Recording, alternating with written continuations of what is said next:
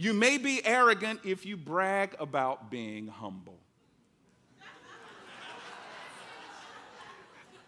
I mean, if you got to brag about being humble, then you probably aren't humble.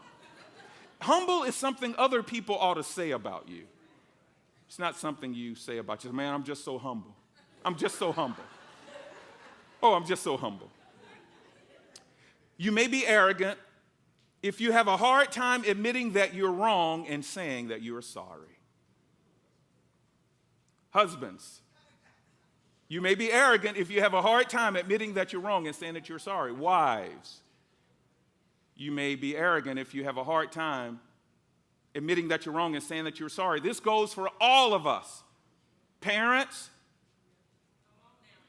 pastors, and presidents. Yes. When you are wrong, and you know you are wrong, you say, I'm sorry. I shouldn't have said that. That's not true. My bad.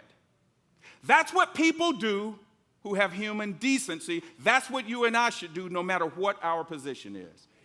Just because you're a pastor, just because you're a CEO does not mean you're perfect. Just because you're president doesn't mean you're perfect.